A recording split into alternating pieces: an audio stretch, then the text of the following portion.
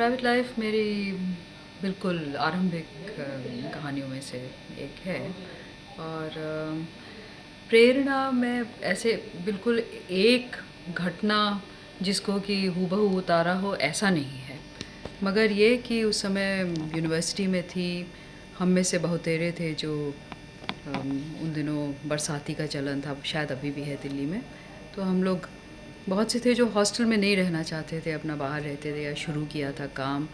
तो जो जवान औरतों को, हम लड़कियों को उस समय हमारा अनुभव होता था कि हम बाहर निकल कर आएँ तो किस तरह के सवाल पूछे जाते थे, किस तरह के कभी कभी कानून गिनाए जाते थे कि आप यहाँ रहेंगी तो इतने बजे आ जाएंगी। मतलब हॉस्टल हर जगह रेप्लिकेट होता था।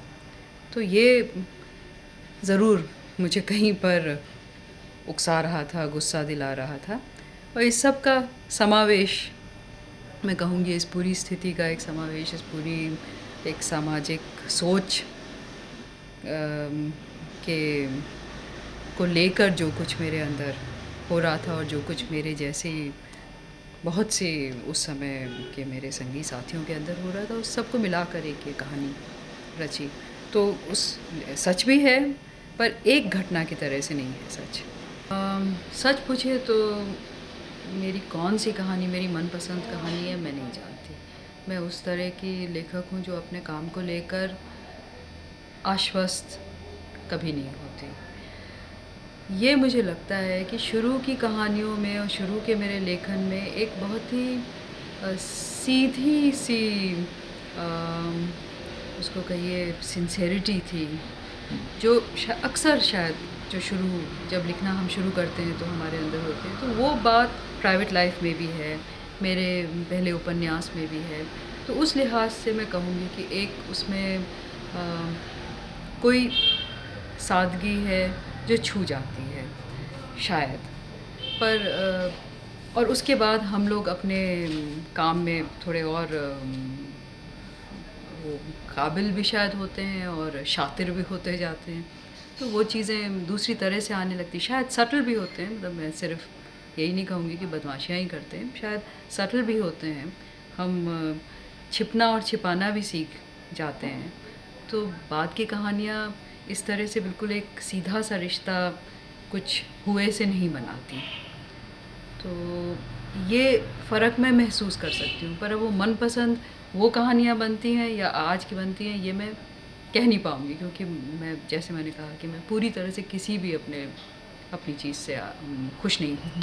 का भी मैं कोई सिलसिलेवार आपको जवाब नहीं दे सकती हूँ। एक तो शायद इसलिए कि मैं साहित्य की छात्रा नहीं थी, मैंने दूसरी चीज़ें करी और फिर कॉलेज में आने तक तो मैं इतिहास की छात्रा बन चुकी थी। तो पीएचडी भी मैंने इतिहास में करी।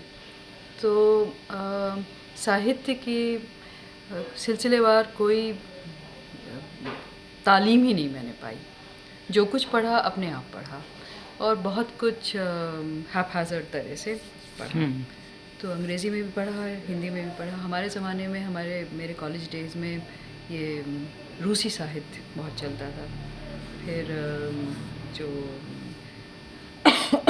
इंग्लिश विक्टोरियन लिटरेचर, तो ये सब चीज़ें बहुत पसंद भी करी और मुझे लगता है कि इन्होंने ज़रूर मेरे पे अपना असर छोड़ा। और इच्छा थी कि उस तरह का सोशल रियलिज़म मैं भी लिखूं। और बहुत चीज़ें पढ़ती रही मैं। बाद में मुझे मालूम है ब्लैक अमेरिकन लिटरेचर तो काफ़ी ज़ोरों से मैंने पढ़ा, जापानी साहित्य बहुत पढ़ा। और हिंदी का जब एक बार तय कर लिया कि हिंदी में लिखना है तो फिर हिंदी की बहुत चीज़ें पढ़ी, क्योंकि हम लोग मेरी भी तालीम जो है अंग्रेज़ी माध्यम से हुई थी। तो उसमें ये कॉलोनियल लेगेसी हमारी रही है कि जो अच्छे स्कूल हैं वो अंग्रेज़ी माध्यम के हैं अक्सर, और उसमें हिंदी को दूसरा दर्जा मिला हुआ है। तो मैंने हिंदी तो एलिमेंट्री हिंदी सीखी और एक बहुत इम्पॉर्टेंट सब्जेक्ट की तरह नहीं सीखा। तो नतीजा था कि जब मैंने हिंदी में लिखना शुरू किया तो मुझको हिंदी भी बिल्कुल नए सिरे से सीखने की कोशिश करनी पड़ी। तो मैंने हिंदी का बहुत कुछ तब पढ़ा और बहुत कुछ पढ़ पाई, बहुत कुछ छूट गया है।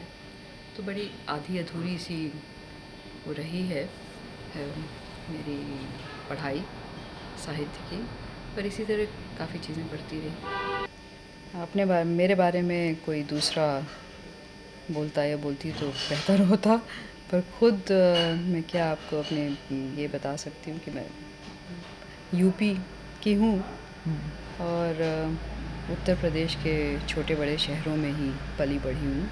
मेरे पिताजी सरकारी अफसर थे, तो जगह जगह उनका तबादला होता था और हम लोग उन शहरों में इलाहाबाद और मेरठ, मुज़फ़्फ़रनगर, अलीगढ़, तो यूपी के शहरों में रहे।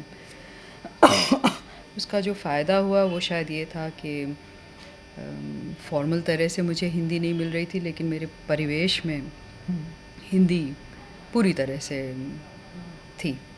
तो वो वहाँ से मैं सीखती रही। कभी उससे मेरा नाता टूटा नहीं और बल्कि गहरा ही होता रहा। और माँ मेरी हिंदी भाषी हैं और अंग्रेज़ी उन्होंने कभी भी अंग्रेज़ी तालीम वालों की तरह नहीं जानी। तो ये था कि माँ से हिंदी में ही बातचीत, और जब मैं हॉस्टल चली गई तो लिखना भी हिंदी में ही होता था। तो मुझे लगता है कि मेरा बचपन और यूपी में रहना मेरे लिए एक ऐसी चीज़ थी जिसने मुझे हिंदी की तरफ बढ़ाया। पहली कहानी कब लिखी? मैंने लिखना असल में बहुत देर में शुरू किया। ये कोई बड़ी अजीब सी बात है कि मैं अपने को कहीं पे लेखक मानती थी, शायद बचपन से मानती थी कि मैं लेखक हूँ, मैं लिखूँगी। और मेरी माँ हंसती हैं कि लोग कहते थे कि कहानी सुनाओ, बच्चे कहते हैं। मैं कहती थी कि कहानी सुनिए, मैं कहानी सुनाती थी। तो ये कहीं पे था मेरे मन में, पर शायद इतनी और चीज़ों में उलझ गई थी। लड़कियों को जिस तरह से पढ़ाया जाता है, जो चीज़ें पढ़ाई जाती हैं, जिन चीज़ों के लिए तैयार किया जाता है, जिसके ख़िलाफ़ मेरे अंदर तरह तरह की कुछ विद्रोह पक रहे थे और क्या क्या हो रहा था। तो उस सब में मेरा लेखन और लेखन की इच्छा थी तो कहीं पर कहीं पीछे थी। वो दूसरे ही चीज़ों में फंसी हुई थी कि नहीं मुझे निकलना है, नहीं मुझको ये करना है, नहीं मैं अरेंज शादी नहीं करूँगी। इस तरह के फालतू चीज़ों में इतना लगी हुई थी कि लिखने का दिन ही नहीं आ रहा था। और इतिहास भी काफ़ी शायद लड़ झगड़ के ही, मतलब इतिहास के लिए तैयार थे मेरे घर पे सब लोग, क्योंकि वो सोचते थे कि आईएएस में बैठेगी लड़की और किसी आईएएस वाले से शादी करेगी। तो एक मजाक भी है जब मेरे पिताजी, मतलब सच्ची बात है लेकिन मैं हंस के बताती हूँ, मेरे पिताजी जो काफ़ी जब झगड़े वगड़े हो गए और वो काफ़ी घबरा गए कि लड़की क्या करने वाली है, तो उन्होंने ज़िंदगी में पहली बार मुझको मेरे जन्मदिन पे बुलाया और कहा ये लो कोई एक 100 रुपया या कितना, उन्होंने कहा कि हैप्पी बर्थडे टू यू वो दिया और बोले and now you just sit in the IAS and you can marry any boy you want. Naturally, he must be a Brahmin and of course he must be in the IAS. तो मैंने वो रुपया वापस वहीं रखा और मैं वहाँ से चली गई. So now we laugh about it. पर तो इस तरह का था कि और चीज़ों में लगी थी तो लेखन का सोच ही नहीं रही थी.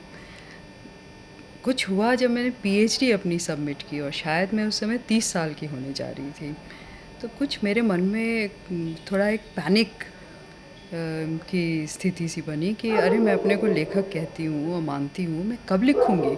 तो तब मैंने घबरा कर कुछ लिखना शुरू किया. और कॉलेज डेज़ में अपना अकेले बैठ के ऐसा नहीं कि लिखा नहीं था, पर कभी भी उसको सीरियसली फॉलो नहीं किया था और बहुत ज़्यादा कुछ लोगों को दिखाया भी नहीं था. एक दो अपने दोस्तों को दिखाया, कुछ अंग्रेज़ी में भी कोशिश करी, कभी कुछ हिंदी में भी किया, पर उसको कायदे से कहीं बढ़ाया नहीं. पर जब ये पैनिक आया तो बिल्कुल पता नहीं बाढ़ जैसा ऐसे टूटा, बाढ़ की तरह बिल्कुल सब कुछ मेरे अंदर से फूटा. और ऐसे मतलब लगातार ताबड़तोड़ मैंने जो कहानियाँ लिखी हैं उस वक़्त कि खुद मैं भी हैरान हुई।